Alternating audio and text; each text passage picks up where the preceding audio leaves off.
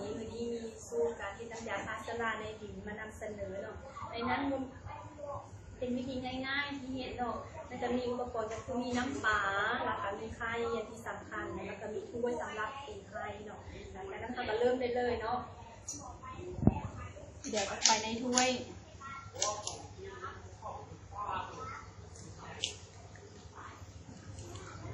เรียบร้อยแล้วหลังจากนั้นก็ใส่น้ำปลาลงไป1 บวงแกง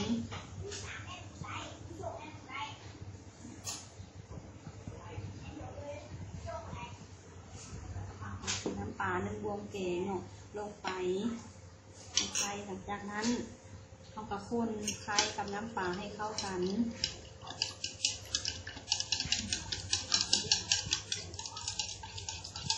ตีให้เข้ากันละเอียดเป็นเนื้อเดียวกันหลังจากนั้นเราก็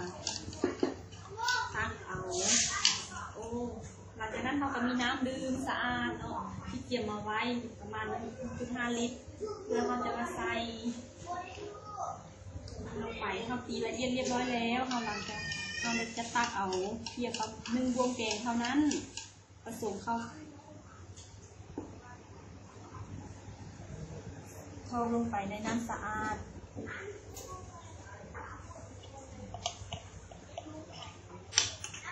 หลังจากนั้นอัดฝาแล้วค่ะซันตัวน้ำไปมาเพื่อให้น้ำกับไข่ที่ตัวไฟอันให้เข้ากันดี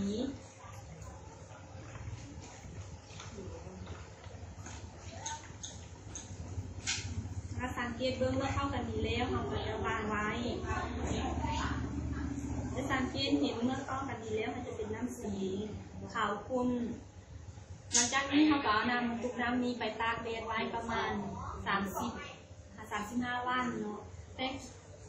ตากแดดขึ้นกับแดดถ้าว่าแดดกล้าเกินไปก็จะสามารถนำใส่ได้ไวถ้าว่าแดดโบแดดก็สามารถเขาจะซากลงซาไปที่35 วันเขาก็สามารถนำไปใส่เนาะอันนี้มาสังเกตเบื้องต้นเนาะมาหลังจากเขาไปตากแดดได้ประมาณ30 วันหรือว่า35 วันถ้ายังโบเปลี่ยนมันจะเป็นสีนี้สีขาวขุ่นเนาะธรรมชาติมันจะเป็นสีขาวขุ่นเข้มกว่าตัวที่เรากำลังเห็นที่นี่เนาะหลังจากนั้นเราก็มาเบิ่งตัวที่เป็นไส้แล้วเนาะมันจะเป็นสีแดงขุ่นเนาะอันนี้สามารถนำไปใช้งานได้เลยเนาะ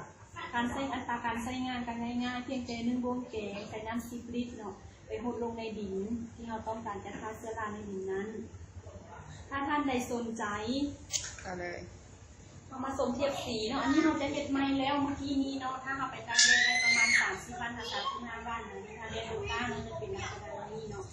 ถ้าว่าแดดก้ามันจะเป็นสีมันจะใส่ง่ายมันต้องสังเกตบนสีของมันเนาะว่ามันจะแตกต่างกันแต่ละสีอันนี้ขั้นตอนที่1หลังจากตากแดดแล้วจะเป็นสีแบบนี้หลังจากนี้เนี่ยเป็นแล้วสามารถ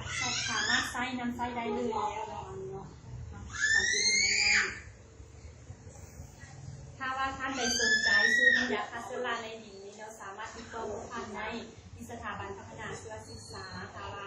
สนใจต้องการสู้หรือว่าต้องการคำแนะนำใดๆขอเชิญท่านเข้ามาที่สถาบันชีวศึกษาของพวกเรา